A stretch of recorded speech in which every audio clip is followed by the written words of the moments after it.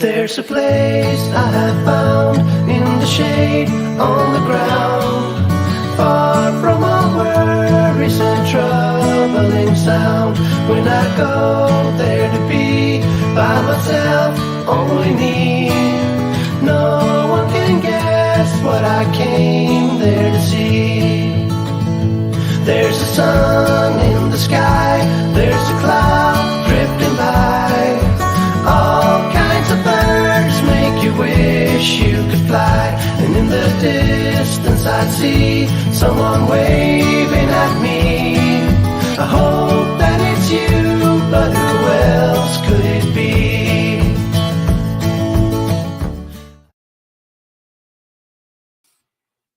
Hey, here we are. It's Monday morning once again at Untold Radio here with Coffee Time.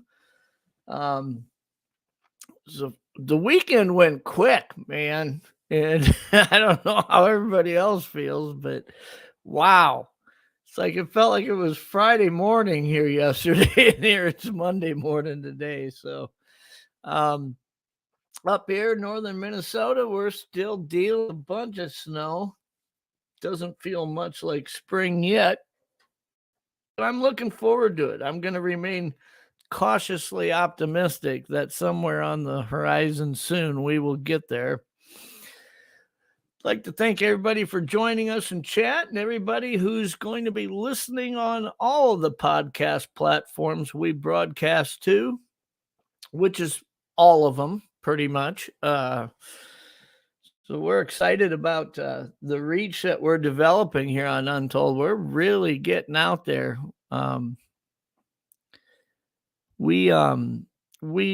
It's just crazy. You know, we get so used to here on YouTube and seeing the chat and the numbers here, getting used to this kind of being the environment we do the show in, but it is absolutely really amazing how many people are listening to us on podcasts. Almost 10 times the numbers listening and viewing on YouTube. So if you are at work or driving and checking us out, we invite you to come over to YouTube and check us out at Untold Radio Network. But we're thankful you're making us a part of your day. Hopefully this is a good start to the week for people. Pretty excited about our guest today. Each week on Monday morning when we do the show, we try to get a different host from the network to join us. And today we've got Brad Kennan, who is co-host of Wide Open Research with Dr. Russ Jones. Hey, Brad, how are you? I'm fine. How are you doing today? I'm hanging in there. It's Monday, but it feels good so far. So how was your weekend? It's, like you said earlier, it's a little shorter than I expected, but it is what it is. And, even I'm complaining. We got a little bit of snow, I think Saturday night here. I mean, not barely enough to cover a windshield. You're in northern Minnesota. So I am, I'm doing much better than you are. I'm just going to assume that.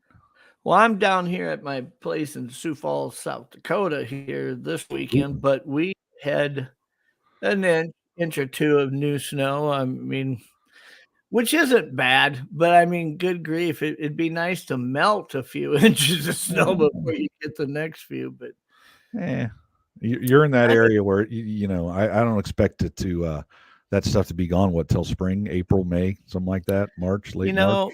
We have a rule up in northern Minnesota that all the permanent ice shacks have to be off the lakes, and in South Dakota too, I believe on March 15th.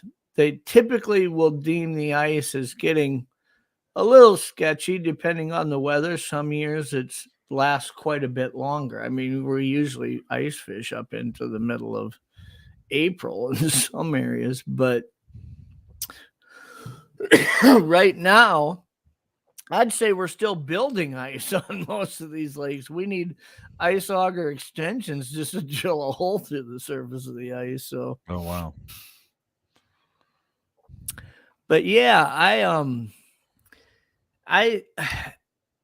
I've been out. It's what's deceiving is it hasn't been really, dark and dreary. We get all these beautiful sunny days. It's just still it's still 30 degrees or colder. A lot of them.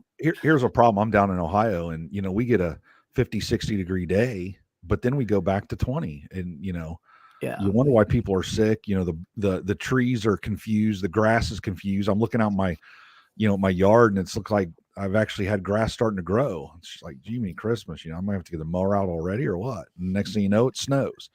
So I wish it'd just make up its mind and be done. Let's move on, or move to Florida or something. I don't know, maybe Texas, and don't have to deal with this.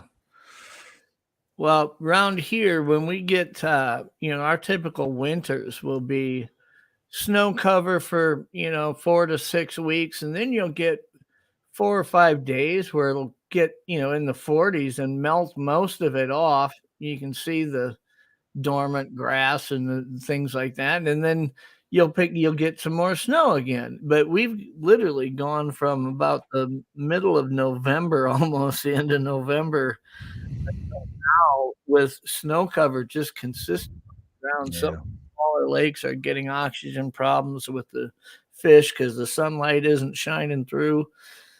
Definitely are seeing it in the wildlife. The deer herds especially are just, I'll usually get 3, 4, 5 does every evening come up to our bird feeder and whatnot in the yard looking for bird feed. I'm getting herds of like 15, 20 deer in my yard a night looking for where's there some food, Wow. These fields are just still snow covered. So, right.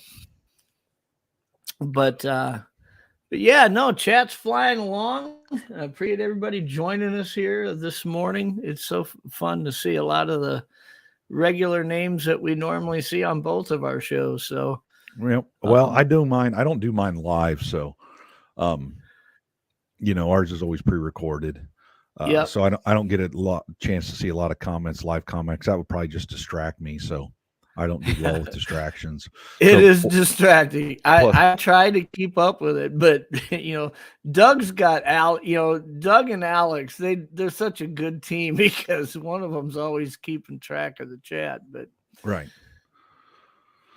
Who did you have on last week on your show? What did you guys have the last? We had Bo Bruns on last week.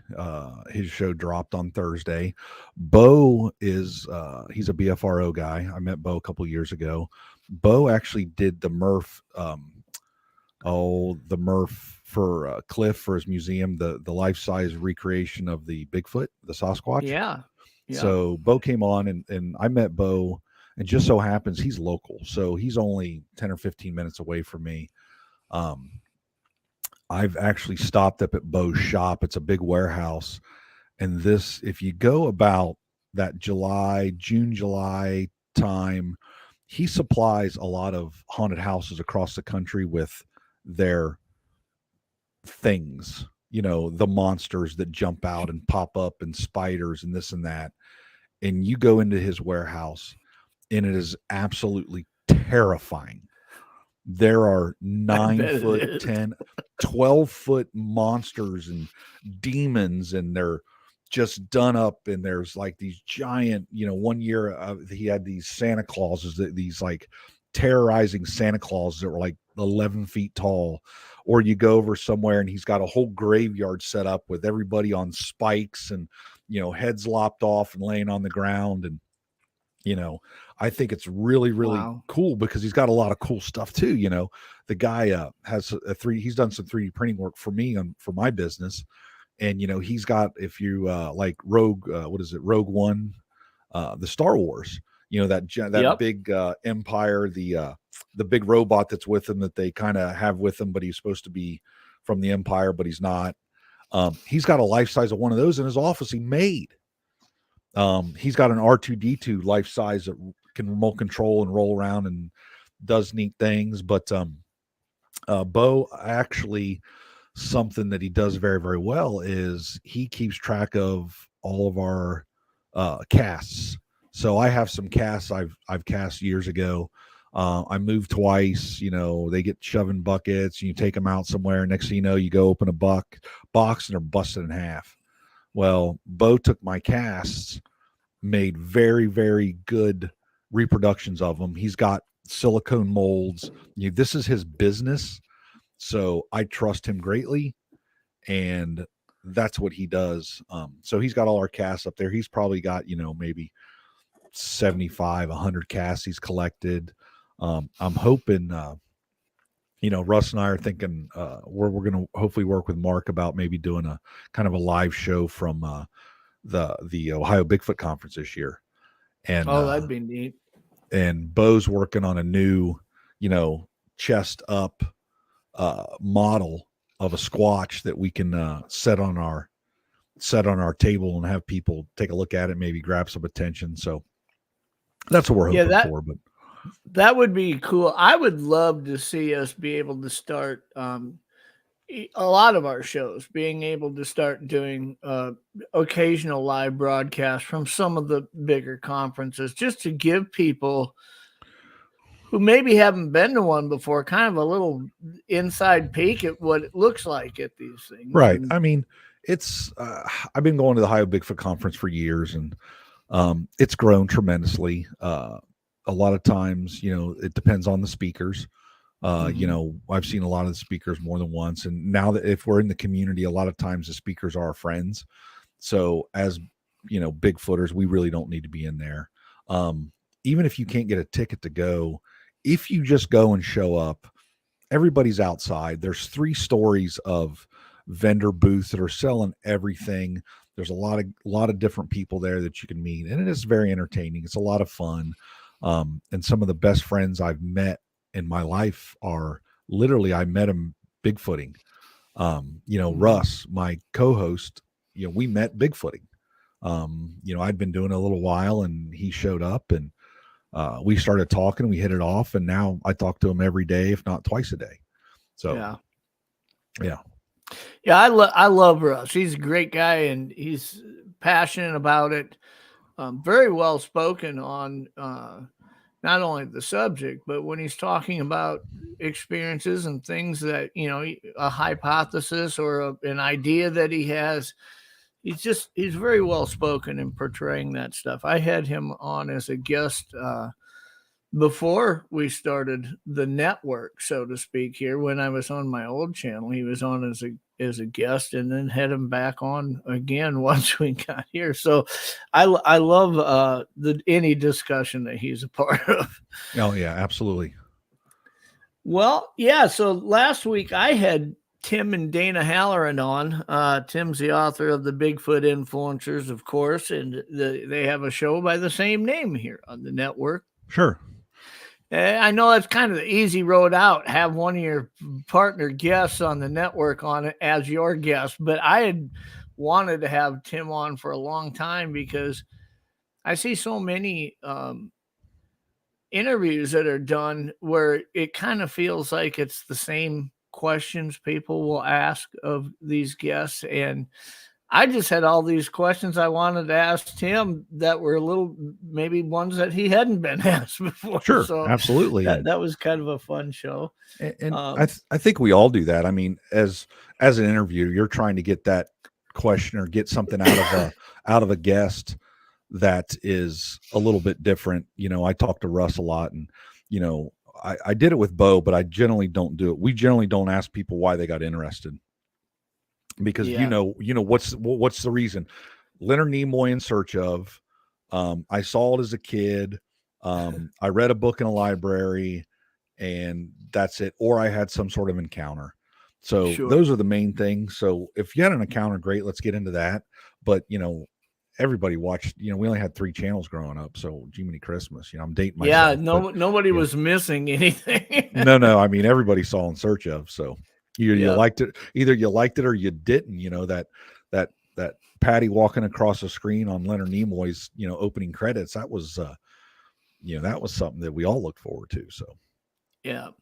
And I've had the conversation with Doug too before about some of these bigger named guests. He said, well, who do you want to get on the show? Because quite honestly, if you don't have a resource to get a hold of whoever you want, he does. Sure. So I mean, Yeah. we can, our reach is we can really get whoever we want in the community, anyways. And one of the things was, is as much as I love Cliff Brackman and listening to his interviews and listening to his thoughts and things like that, I just kind of felt like I don't, if I had a guest like that on, I don't want to give the same 100 interviews that they've been given before. I mean, I want to ask them questions that are significantly different than people are used to hearing them answer every time they see them do an interview, you know? So, Yeah, but, I'm the same way. So, and that's why we try to, we were talking about this a little bit before we got on, is, we're wide open research. We didn't want to be kind of pigeonholed into talking Bigfoot every week, even though Russ and I sure. do it a lot. I've been doing Bigfoot. I don't even remember. I don't know. Maybe 06 is when I started. I went on an expedition and Matt was the host back in the day before he got famous. And, Yeah. So we became friends from that. And, I've had some experiences. As we get older, we think we're going to have more time and we just don't. So, I can't get out in the woods as often as I can, but, I try to several times a year. But when you're looking for Bigfoot or you're looking for these things, it takes quite a few trips to the woods before you have a really good encounter. And I was lucky to have some good encounters. And, even, I had one walk across or run across in front of me during the daytime, leaving my house here, probably not, I don't know. I think it was about this time, maybe 2 years ago. First person I called was Russ, and the second person I called was Bo, because Bo's close. He ran down. We kind of looked around. I had some other things to do, which in hindsight, I probably should have canceled. To maybe spend more time looking around for evidence. But when you're in business and you're in that kind of that business mind frame or that mindset, you really got to get moving on your day. And that's kind of how I am. So, It is what it is. So, we all have experiences, but not as many as we hope to. So, well, there's always tomorrow, right? I mean, there's always tomorrow. I think it's that realistic approach that you guys have, though, that, there's some folks out there that think every time they load up the truck and set up a tent, we're going to have an experience. Like it's an expectation. And once, I think at some point you start realizing if you're out there a lot, it doesn't happen a lot. It takes a lot of work and a lot of time and a lot of patience. But, it's almost like fishing. That's why they call it fishing rather than catching. Not catching, right? Yeah. And the thing about, and also, we go out on some expeditions or whatever. So we try to stay with a group of people that we are comfortable with. And the word comfortable doesn't mean I'm comfortable with them as a friend. I'm comfortable with them being in the woods. Because you know how it is. I'm sure you've been in the woods at night, no lights, people question if you're not used to it, things make funny sounds, and, squirrels sound like, giant things tromping through the woods. So do deer and things like that. But you also get those people that really, really get out in the woods and everything's a Bigfoot. Well, I got a feeling, or I got this, or I'm being talked to, or somebody's talking to me, and there's one over here. Well, I have a thermal. I'm looking right over there. I don't see one. And they're swearing they're over here, and they're over this. Oh, there's 3 of them here. There's got to be 3 of them around us. They're, it's like, no, they're not. It's squirrels, and it's the night sounds, and it's an owl. It's so, that's kind of the stuff when you go on a lot of this night operations. You got to be careful of that, and you got to be careful who you're with. And Russ and I, we don't even go out at night anymore. Russ always preaches that night is for experience, day is for gathering evidence. There's a difference. Yeah, there is. So we've covered that on shows quite often. I mean, we can go out there at night at 3 a.m. and bang on the side of the tree. And if you're lucky, really, really lucky, let's suppose you hear something bang back. You've created a great experience, but you've done nothing to move the ball when it No. comes to the science of solving this mystery for people. And it's, that's exactly right, because you could have literally walked across a pathway, a bunch of tracks, and never paid attention, never seen them.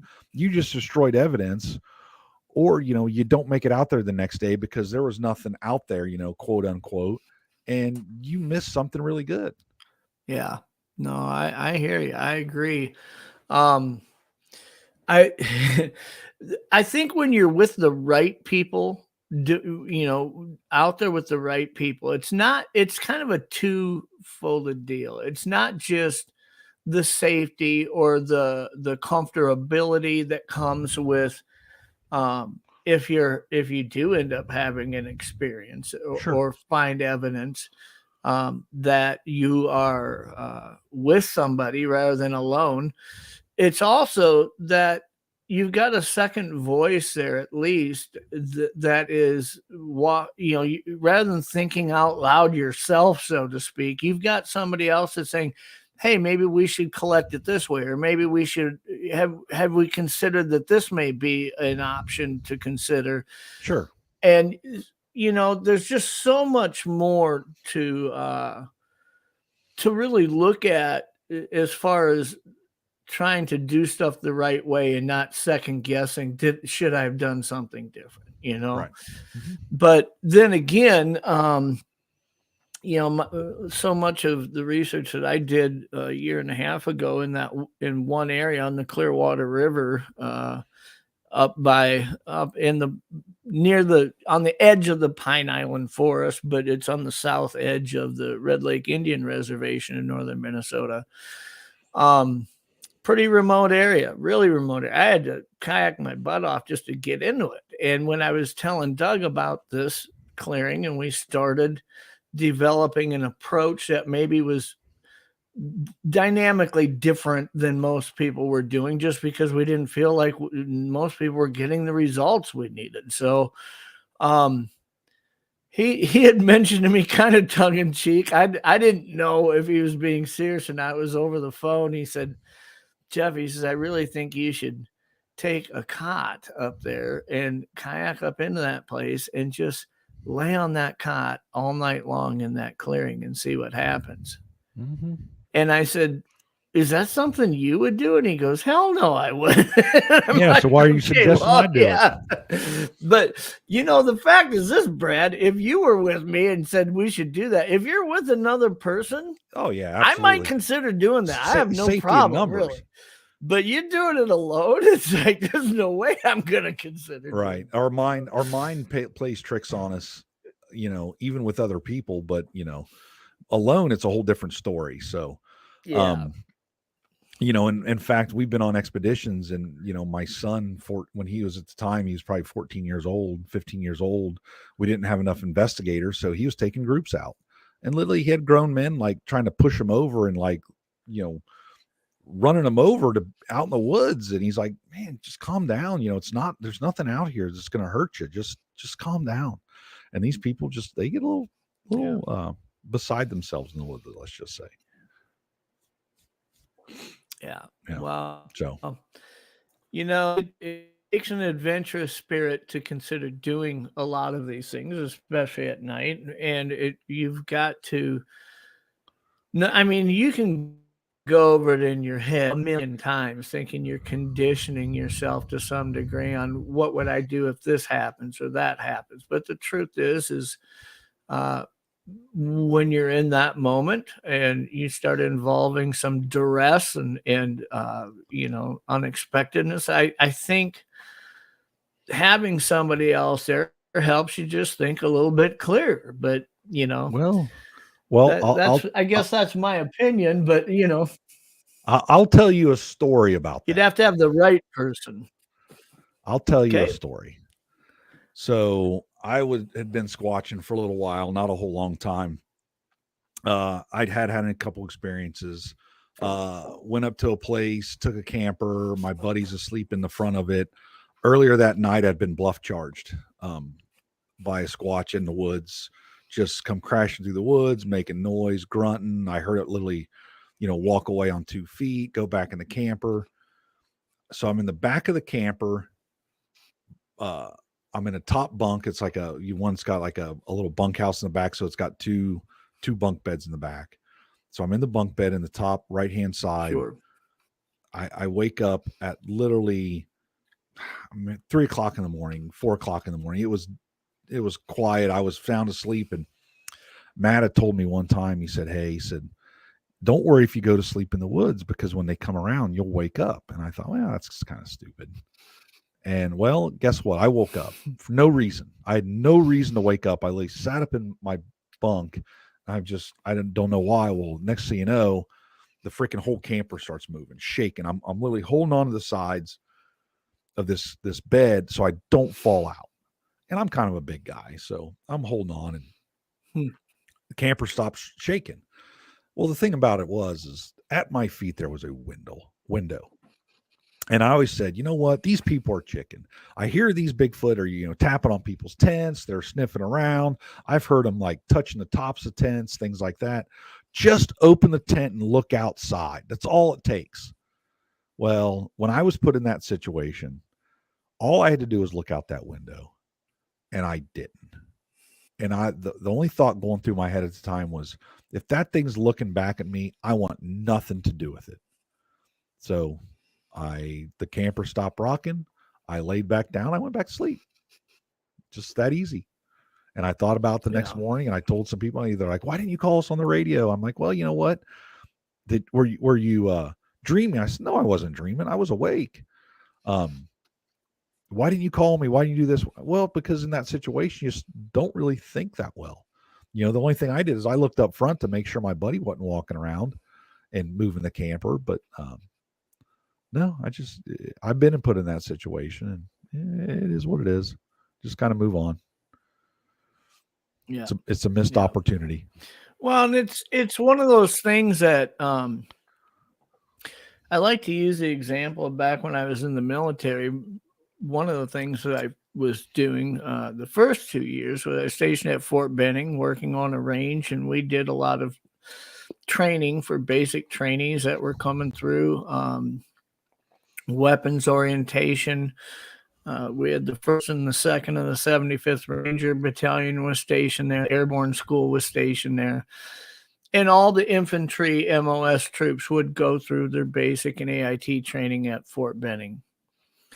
And you spend all this time getting these people prepped for what they're going to do when they're in that moment. And then you see where eventually I was a squad leader in a unit that we were different. And people in my squad, I'm thinking, hey, we're all trained. We click very well together.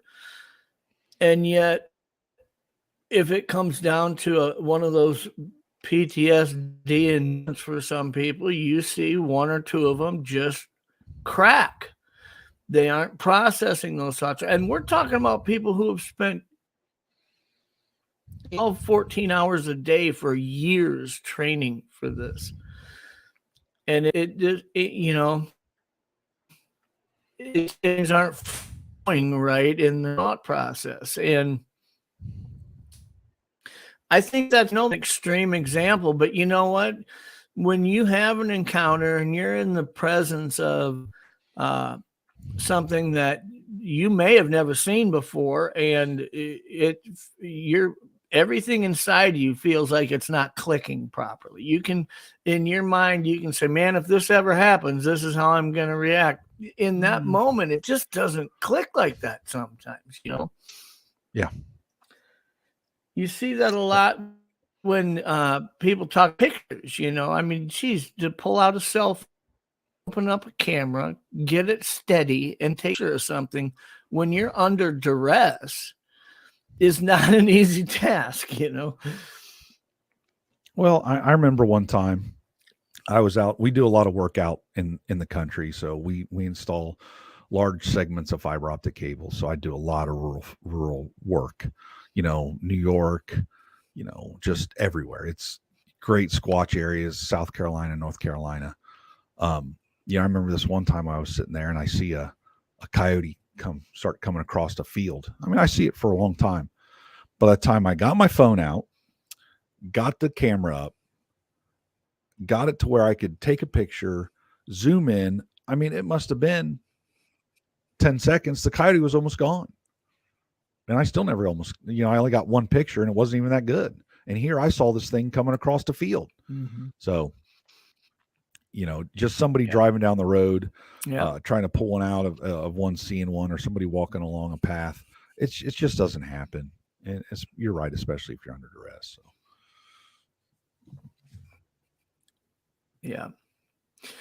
Well, a couple news stories where was in the news. Nothing. Stay away from all the stuff that just doesn't make you feel good to begin with. There's a lot of those stories out there. It's things I thought were intriguing. I know you had seen a couple of them too. Sure. And then we'll get back and I'd like to talk a little bit more about you and Russ and some of the things you've been doing on your show that I thought was really cool, and maybe talk a little bit more about some of the experiences we've had outdoors. So, the first thing, everybody knows that in the theaters this week, we've got Cocaine Bear is out there, right? The true story about a bear that found a backpack of cocaine that was thrown out of, I don't know if it came out of an airplane is how it ended up down there. But anyways, it consumed it and it went a little crazy. So this is a recent similar event that happened. This is called Cocaine Cat. We have in Ohio an African serval cat that somebody had as a pet, consumed a bunch of cocaine and ended up escaping. Okay. And they had to go after this thing and get it. It's now in the Cincinnati Zoo and it has recovered. But okay, couple questions really kind of bother me about this story. Number one, what kind of cat is that? That's obviously not a typical house cat. So it's some sort of lynx. They call it an African serval cat. Okay. So somebody had that as a pet, number one. And number two, where's their cocaine? Is it out on the coffee table? I got a dog. I got a big dog. That's true. My dog doesn't get anything. My dog doesn't get anything out of a table. My dog doesn't, it's got a food where we keep its food. If we leave the lid off, my dog won't even stick its head in there and get the food. We got to give her the food. So sure. My question is, hey, Jiminy Christmas, where's your Coke at? And, what's it doing out? Seriously, you got kids? Probably not if you got that cat. But anyway. Well, they say that, this thing's about, let me see here. This thing had cocaine in its system, but I'm not sure. It doesn't say here that they located who was raising this thing. So obviously they don't have any charges to bring to anybody. And those questions of where were you keeping your cocaine probably isn't going to get answered, but it's someplace this cat was able to access, evidently.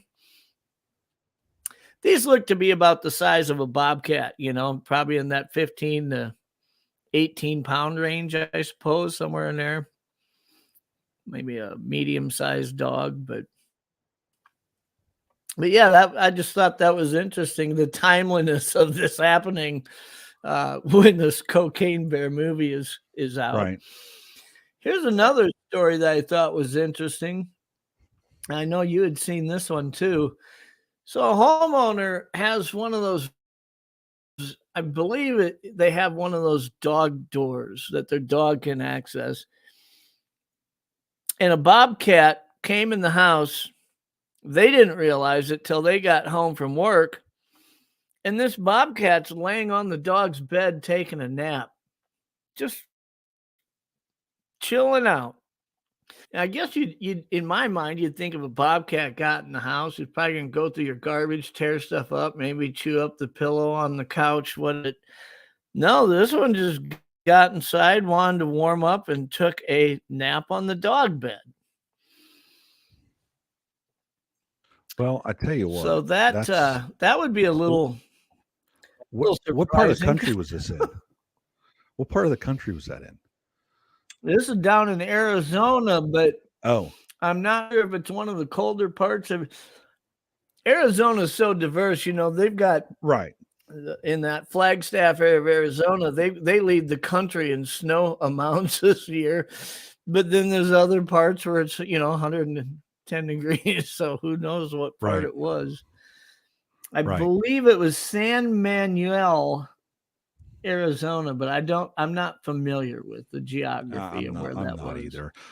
My thought was either it was really hot outside or really cold and just came in and decided to chill out. So Yeah. I'm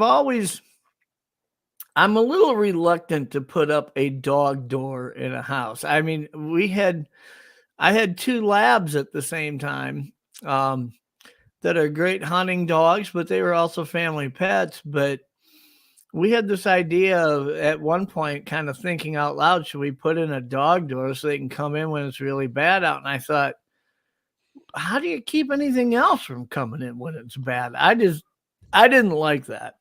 well, But you know how they do that now, right? how's that? If you so desire, you can put a little tracker on your pet, and you have a dog door that actually unlocks when the animal gets within a certain distance of the dog door. So it'll actually unlock the door, let the animal go through, and then it'll lock the door back. So they do have solutions to that. So this is a story about the eastern hognose snake. I'd never heard of this snake before, but evidently, it was in the Carolinas and that area for a long time, but it is now being found in many parts of the country. And it's in the news because they call it the zombie snake. Because these snakes, their defense mechanism is to flatten out their head and their body so that their head starts to appear kind of like a cobra. And they go completely limp and lay belly up. And that's their defense mechanism, to the point to where, from what I've read in this article, I'd love to see one and be able to see if this is true, but they stay limp. Like, you can grab it. You'll think the snake is dead. And then all of a sudden, boom, there it is. It comes to life, and they say its bite is non-poisonous to humans, but it's being found. I mean, the things get 3 to 4 foot long, 30 to 45 inches long, thick, stocky body. But the interesting thing is they're really finding these in many parts of the country now. So, like you said, it kind of reminds me of a rat snake, and the fact that it's not poisonous, but they look pretty threatening when you see one. Right. And number one, if I see a snake that looks dead to me, I'm really not going to bother it. Depending on if it's laying out on the asphalt or something, maybe you kind of kick it with your shoe and kick it off so you don't run over it or step on it. But other than that, do you really want to be messing with one? I don't see the value in picking it up. I don't get it. Right. If you're intrigued, wondering if it's really dead, maybe give it a kick. But I don't think I'd put it in my hand. But no, like I said, if it's laying on the asphalt or something, maybe you pick it up by the tail and you go to kind of set it off in the weeds so it doesn't get run over some more. But other than that, I'm just kind of leaving that one alone. Yeah. And then this story I thought was really interesting because the amount of time difference they've been finding these Oldowan tools and cut marked bones in Kenya for quite a while. I mean, in different areas of the world, actually, they find different examples of these where up until now, 2 million-year-old cut edged, where it looks like somebody's actually put an edge on a stone for skinning or cutting. 2 million years was the oldest ones that they had seen, and now all of a sudden these ones they just found are 2.6 million years old to 3 million, somewhere in there. 2.6 to 3 million years old. Which hominins were using these tools remains uncertain, but Paranthropus fossils occur at the site. So that's the way they're leaning. But they know specifically, because of the bones found around it, that they were using these to skin hippopotamus and bovines, like Cape buffalo and things like that. I just think, the oldest ones they knew about was 2 million. Now these ones are between 2.6 and 3 million. You're talking 600,000 years. I mean, that is a huge, huge gap. And you brought up and we were talking about this a little bit, you brought up a really interesting point. Why don't you touch on that in reference to what we think about in the last 100 years? Right. I mean, my point was, in 100 years, we went from basically, horse and buggy, some, places were starting to get electricity. And I think in the 30s was like the telecom act. So people got, telephones at their house. So we've gone 100 years and we can fly. We have augmented reality glasses now coming out by Apple. We have VR that's really cool. So we went from basically nothing, lamps, oil lamps and things like that, to a fairly modern society for what we consider modern, obviously. 600,000 years, 2.4 million years, 3 million years. How many societies, how many civilizations were created and failed during that period of time? I mean, 600,000 years, you think, the 1500s back in medieval times to now, that's not that far along. I mean, it's only, 1,500 years. Whatever since back, I mean, even 2,000 years ago, you get into BC with the Romans and things like that. That's not that much time. And we're talking just now all of a sudden we have tools that go back from 2 million or 2.4 to 3 million years. So now there's another 600,000 years in here. What really happened in that 600,000 years? Yeah, you bring up a great point. I mean, I'd been doing a lot of research for a project I was working on that concerned the Blood Run Indian burial mound project or site here in South Dakota, which was like the New York Stock Exchange for Native Americans 400 years ago. I mean, tribes from all over the country would come here to trade their goods, and there was 3 or 4 different Sioux tribes that were inhabiting this area year round, and they were kind of the host of this area. There's 298 burial mounds, but there's like 28 different tribes that are buried there that have their own sets of mounds in the same complex. And what kind of blew me away is, while I was working on it, they're talking about in the last 400 years ago, this thing was at its height, but they'd found bones there from so long ago. I mean, they were talking like there were bones there that they found bones that they believed to be 8,000 years old that were buried there, or 10,000 years, between 8 and 10,000 years old. And I was just blown away that this same site has been used that long. And then you read a story like this where it's like, well, we knew this 2 million years ago, but now 2.6, 600,000 years earlier. Right. It's crazy. And like you say, when we look at Bigfoot or Sasquatch from a flesh and blood perspective and say, where's the slot that it fits into? And you start looking that far back at evolution and all the different things that have occurred, you really start wondering 2.6 million years ago, and they're out killing hippopotamus and skinning them. Right. And Cape buffalo, water buffalo, they're different bovine species. They're killing them and skinning them. I assume for clothing or, textile, use the leather and eating them. I mean, it's like, that's almost hard to wrap your head around. It is. So, I mean, like I said, there's a lot of history that we don't know about. And I think what's the one Graham Hancock's series on Netflix, Ancient Apocalypse or something of that sort, I think is what it's called. It's a very interesting thing. It's a lot of great theories. He's changing the way kind of archaeologists look at history with the dryas impact theory. They found these crystals all over the earth.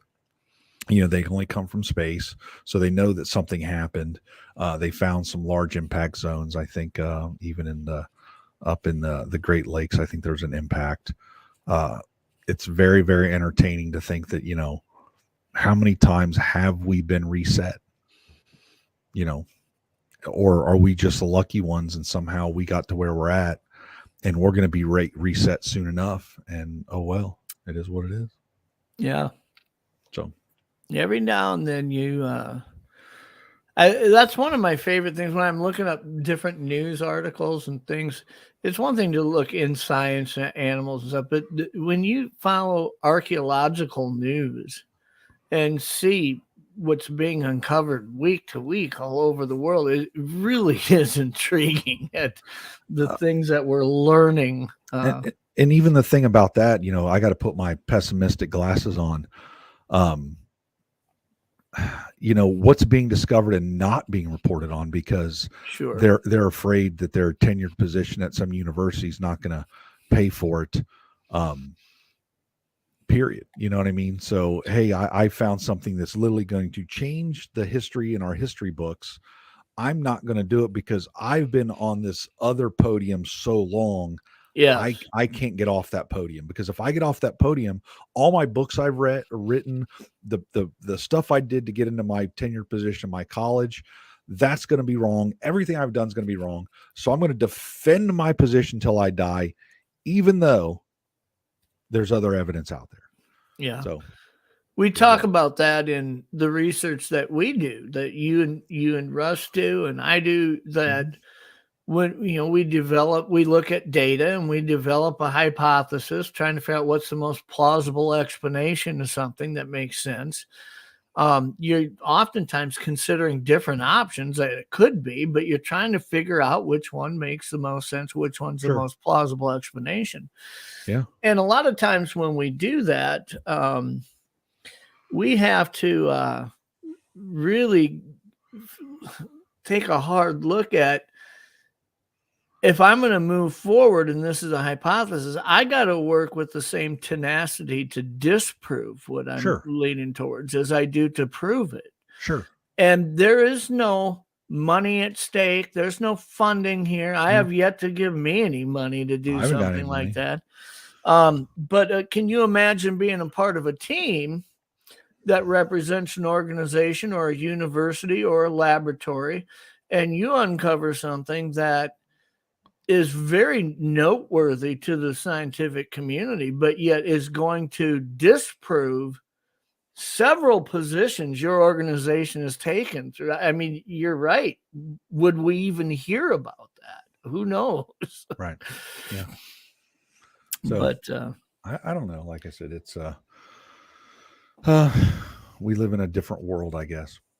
Yeah. I often talk about on my show about how, science used to really be driven by man's curiosity, And today, if we stood and looked at a landscape and wondered something about it, we went out and figured it out. And now it's oftentimes driven by money and agendas, Absolutely. It's driven by the old almighty dollar, and getting dollars. Those research grants come with a lot of effort in the educational community, so they don't want to lose them. Yeah. Gary Johnson says, well, if you saw it, how can you, let me pull this up. If you saw it, how can you disprove it? Well, when we're talking about a hypothesis and we're talking about data, okay, I'm not talking about you saw a footprint that looks like a Sasquatch footprint. Can we disprove whether it is or not? Well, obviously, you can cast it, give it to Meldum. There's 3D scanning tools now that you can put on your phone to actually map it out. But what I'm talking about is when you see an area where there was activity and now there is none. Let's say you're trying to say, why did they leave? Is this resource driven? Did the berries dry up here? Is the water raising on a river somewhere else that's bringing more fish into it, so they moved from here to there? You could come up with 5 different explanations that seem plausible, but until you start looking at them and chasing them, I have to look at it and be very realistic and say, I've looked in that although that river's water is raised and there's fish in there, I see no sign, there's no footprints around. I don't see any sign that is why they would have left this other area. And therefore, you're working with the same tenacity to disprove it. It'd be very easy to walk in that area, find one little branch broken and say, oh, look, they're here. I knew I was right, Yeah. So it takes more than that. So yeah, we know that. Most of us know that. Yep. Most of us do, but when you start combing through everything in the world of YouTube concerning Sasquatch, you might draw the conclusion that most of us don't. But right, and it sucks to be lumped in with that group of people sometimes. So generally, I tend to stay away and just don't. Those who work in silence are probably the ones I trust the most. So yeah, no, I agree. If there's no money trail connected, that's at least you can take away that motive, and that is a huge motive that exists, But anyway, so let's talk a little bit about what you guys got coming up on your show. Let me think. We had an MMA fighter on that's coming up this week. We're having different guests. Like I said, we were wide open research, we're trying not to pigeonhole ourselves into that cryptid Bigfoot thing, even though that's how Russ and I met, and that's what we do a lot of. We are attempting to get better or different guests. Next week, we're having a gentleman on that actually has done a documentary on I don't know, it was a place up out of New York. It was maybe some mind control stuff with kids, which is very interesting. I can't even think of the documentary he did. We have an author coming on that has authored several end of times kind of post-apocalyptic books, which is very interesting. One of my favorite books was a book called 1 Second After. Mm-hmm. And it talked about an EMP going off and what happened after that. Well, this gentleman kind of does the same genre, an EMP hits. What do we do as citizens? Most people aren't going to understand. My car doesn't start. My phone doesn't work. We don't have power. Well, it must be a power outage. No, something much bigger is going on. So now let's prepare for that. So have you prepared your life with food, water, medicine, medical kits? You got to think about what happens in the first 3 days, 6 days. We're 9 meals away from a riot. So as soon as, each grocery store only going to have a couple days worth of food in it. So once you get past those 9 meals, people are going to start getting crazy. So what does that mean? Does that mean you're going to have weapons to protect yourself? Can you protect yourself? Can you get together with your neighbors and kind of form a collective so you guys don't get stuff taken from you? What's the next step? Then you got to think about, the next week, 2 weeks, 30 days. What happens in 30 days when people that are on medication aren't on medication anymore? Sure. So you have bipolar schizophrenics running around that are now bipolar and schizophrenic because they haven't had their medicine. You've got people who themselves or family members are diabetic or something, and you start wondering where's the line. Where's my insulin? If my child is diabetes, where's the line that I would draw not to get them the medicine? You better stretch that line way out there. Right. Yeah. So, we're going to talk about stuff like that. Like I said, there's an author. He's written several books about that.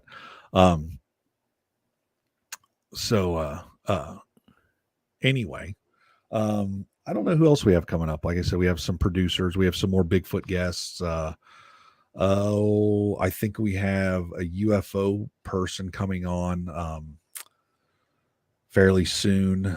Other than that, I don't know. I mean, I got to look, but Russ does a lot of the scheduling. He just tells me when to be on air. And I try to be there. So, but we're trying to do a little bit more broader based, maybe catch some different people that aren't just Bigfoot people. So sure. Well, I think it's interesting, the having guests on. I've looked at having some guests on that aren't really in the Bigfoot, known in the Bigfoot community, but are world renowned hunting guides or adventure adventure people. I've got one gentleman who is on Alone, won a season of Alone, and you look at, there's a lot of questions you could ask them. Have you ever had an experience out in the wilderness that you couldn't find a natural explanation for? And but also, I think just educating people on what it's like to truly be in a remote area. I mean, way remote area. You break a leg and you're in trouble if you don't have a sat phone. I mean, there is no travel 5 miles or 7 miles and we'll find the nearest little town or road. They aren't out there, No, it's not that easy. No. And so I think let's hope that if you're in that situation, you have a plan, because you didn't get there by accident. Exactly. I mean, you go there, the right preparation isn't what you're just putting in your backpack. There has to be a plan, not to just get in there and what you're going to do while you're there, but how do you get out under all these different conditions? If this happened, how are you going to get out? If that happens, how are you going to get out? And so I think it's really neat to have somebody like him on, because like you say, I mean, what's going on this week with the banking industry, I think for the first time in a long time, has some people who maybe have been resistant to the whole stereotypical "I'm not a prepper" thing. I'll tell you what, it's got people wondering, what should I do with my money? I'm a little bit worried, right? Yeah. I've often said I think the future currency is going to be bourbon bullets and Band-Aids. I mean, antibiotics. I mean, you're right. When you start thinking about what would happen if several banks has happened to, and the immediate domino effect it has on everything else, travel, all the different companies that are frozen and stuck. There are not jobs to go to because those companies are telling you don't come in today, and how that affects everything else from the power grid and communication, everything. You're right. I mean, literally in a week time, one area gets damaged and it just has this domino effect. And I think this is the first week I've heard people really talking about it that aren't normally part of that conversation. Well, I think everybody needs to be part of that conversation. Everybody needs to have at least two weeks worth of food, and not in your freezer, because that freezer is going to go away in case something happens with the power grid. Rice and flour and canned goods, and you think that, gosh, man, I could live on that. No, it's gonna suck. So we have all kinds of stuff on our shelves, and we try to have a little bit extra just set back just in case something happens. But who knows? I mean, there's studies done about how far you live away from a city, how long it's going to take for those people that are inner city to get out to us. What are we going to do when they get here? How many bullets am I going to need? Jiminy Christmas, is what's the plan? And unless you're out in the mountains by yourself along a holler somewhere that you could protect, I don't think anybody's safe. So no, I hear you. It's how you get there or what that looks like that puts you in that situation. That's a lot of speculative talk, but when you consider how many things could put you in that situation, there's no doubt that a plan should be in place for people. But so a little bit about my show tonight. I've got Ron Moorhead and Todd Neese coming on, which I had the idea to do this show quite a while back. I was talking to Ron, or talking to Todd, and he was sharing with me all the experiences that he had with Ron and Peter Byrne. That the three of them used to go out and research together up in the Pacific Northwest. Spent a lot of time hanging out in the RV and spending 14, 15-hour days moving around, looking for trackways, looking for things like this. But what was really intriguing to me was those nights they'd sit around a campfire with a glass of bourbon and start sharing their thoughts. And I was talking to Ron then, and I said, everybody wants to have you on, and they ask you these same questions. I'd like to have you on and do a different type of interview. Well, he was intrigued. And I said, I know you're close to Todd, and you guys have spent a lot of time out there together. I would like to have this feel where I'm going to light a campfire, and as a host, I'm going to sit back and listen to you guys share your thoughts, share some stories, share some experiences. If anybody's heard Ron speak, you understand that he's got a lot that he talks about in as far as some of his thoughts with the quantum physics relation and all that. But I watched him in an interview last week on our network, and whether or not you subscribe to that theory, it is intriguing to hear him talk about it. But I just thought it'd be neat to kind of cut those two loose and just let them have a conversation that as if we're sitting around that fire outside their RV, Sure. So I'm looking forward to that. Should be a great show, hopefully. But yeah, we've got a lot of things going on with the network. There were so many great shows last week, and we've got really something here for everybody now, really. I mean, when we started the network, when Doug and me and you and Russ and, we were sitting down and we were kind of mapping out what's this going to look like. And then Brian King Sharp comes in and Jay Katz comes in, and now Jim Myers comes in, and we bring in another show in this week. It's like this thing has really grown to a point to where whether your stick is Sasquatch, ghosts, ufology, the paranormal, literature, there's a corner of the room for everybody here on the network. And they are intriguing shows. I've found myself watching shows that talk about subjects that really, maybe most of my research and stuff I do is Sasquatch. I don't look at other things unless data is going to lead me somewhere else. But listening to these guys talk about ufology and the idea that when you stand outside and look up into the sky in the middle of the night and think, nowhere in this universe is there other intelligent life, seems to be kind of I don't know. It's hard to wrap your head around that could be the case. And then you start factoring in all the different accounts and encounters that are shared and some of the proof that's out there, even to the point where the government's saying, hey, this is what we know. I mean, I'm intrigued when I watch those shows, even though I have not had an experience that involves aliens or a UFO. I'm certainly not taking the position that if it hasn't happened to me, there's no way it could happen to you. I am intrigued at learning about these things. So am I. And I think I even saw something last week about somebody said, there may even be an alien mothership in our solar system hiding or something of that sort, which, what can you do? You just kind of got to roll with the punches and move on, I guess, right? I kind of take my friend Nikki's approach. Show me what you got. Right. If that's the case, I read an article this morning that said scientists realize that there are water droplets in the atmosphere of something that is 1.4 million light years away. And I'm thinking, if we can tell that, if there's a mothership in our own solar system, show me what you got. I want to see the picture. Right. Right.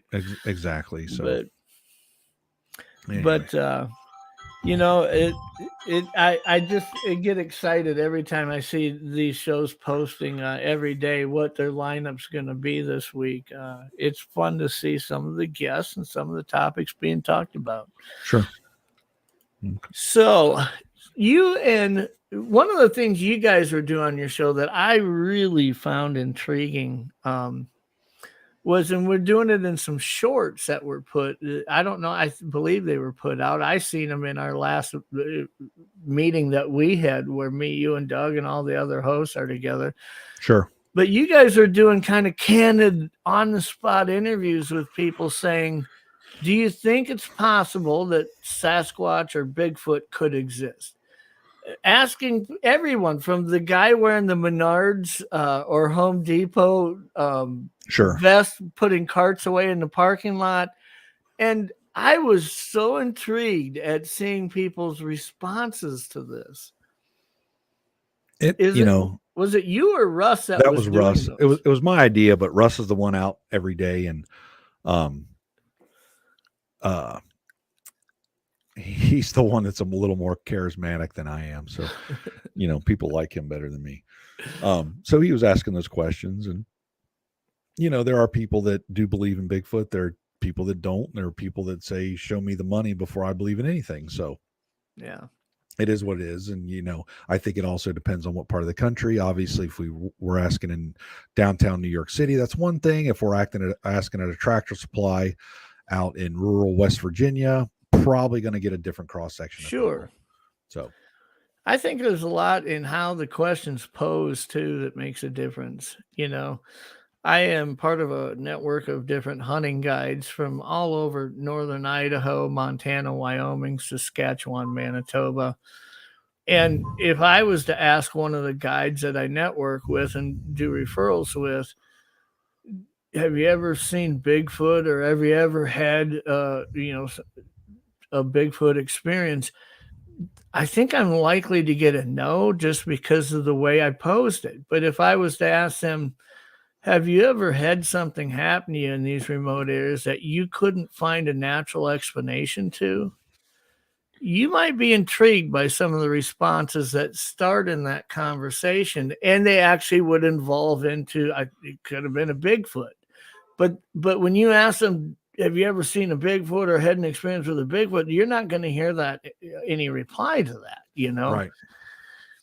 Asking the guy in the Menards parking lot, do you believe in Bigfoot, is a lot different than saying, do you believe that something like Bigfoot could exist? Now you're asking me, do I believe it isn't? And it is, both. I think it was interesting. I think 2 years ago, a survey was done where 13% of Americans in the lower 48 that they surveyed were asked, do you believe that something like Bigfoot could exist? Not, do you believe in Bigfoot? And 13% of the people said yes. That was done now recently again, and that number has gone from 13 to 18%. Huge jump up just in 2 years. Now, I don't know if you attribute that to all the shows that are on TV now, that there's just been so much cultural exposure to it that has people opening up their minds saying, maybe it could. But I was really amazed at that jump from 13% to 18% in 2 years. My opinion of that is, I think that's attributed to Matt Moneymaker and Finding Bigfoot for years. Even though they never really, I know a lot of stories behind the shows where they actually do believe they have video of Sasquatch on thermal. But people watching that, I think it changed their mind.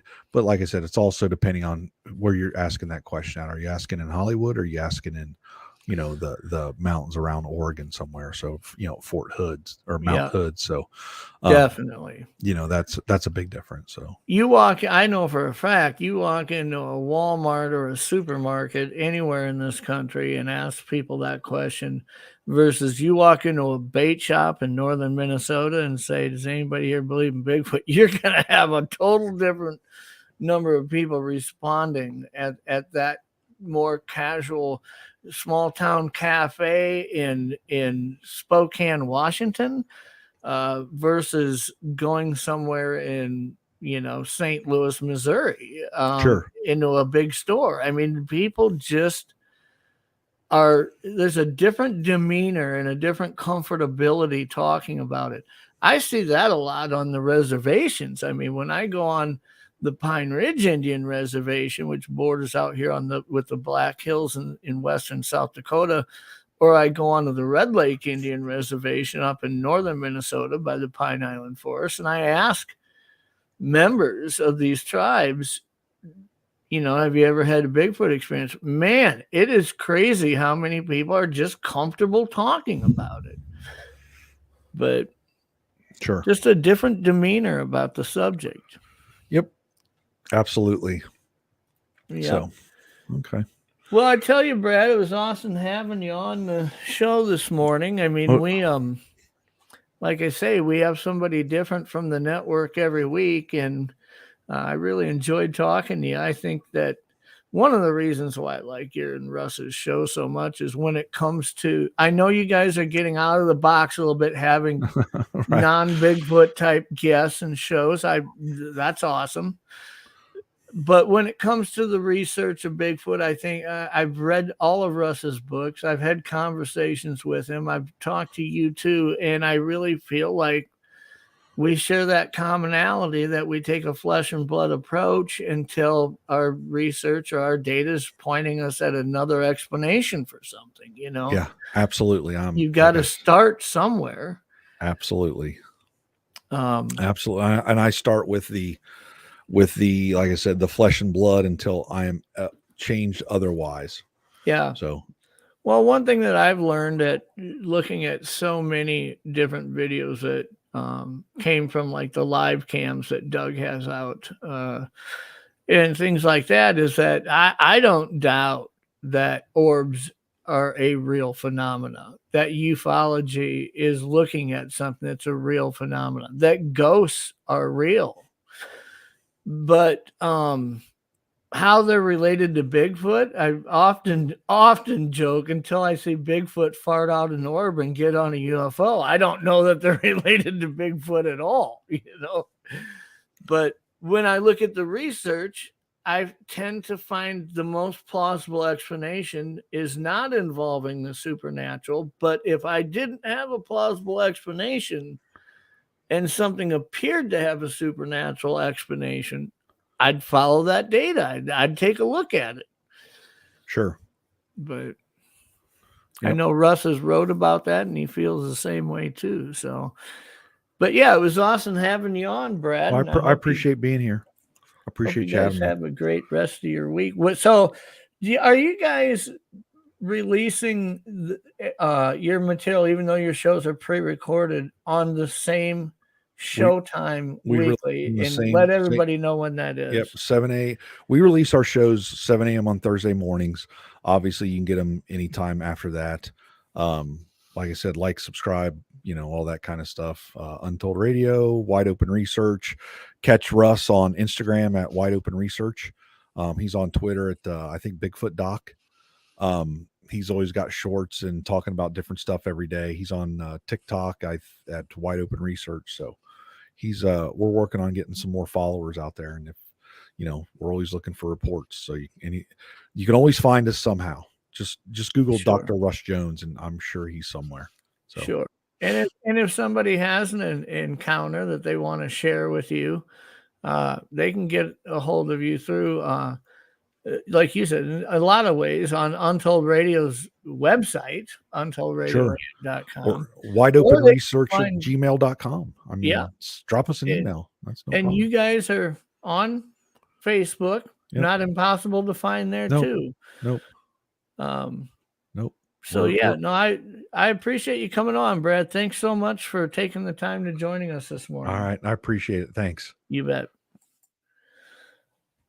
Well, that's another show in the books for a Monday morning. I'm really hoping everybody has a great day today. And if you're at work grinding away, I hope it goes quick and I hope it's productive. Tonight, 9 p.m. Eastern on Untold Radio. You can catch me on Pine Island Research, like I said, with my guests tonight are Ron Moorhead and Todd Neese, and I expect that to be a really intriguing and interesting show. Otherwise, everybody have a safe week. Have a I just want to also mention, so much in the news lately that I've been seeing is out in California, some of the flooding, some of the levee breaches and whatnot that's going on. You guys are all in our thoughts and prayers, and there are a lot of the parts of the country that are experiencing kind of abnormalities, so to speak, when it comes to the weather. It's a lot more snow and a lot colder here than it normally is. But there are other parts of the country where it's a lot hotter than it normally is. So whatever you're dealing with that's out of the normal, change isn't fun, but our hearts are with you, and everybody stay safe.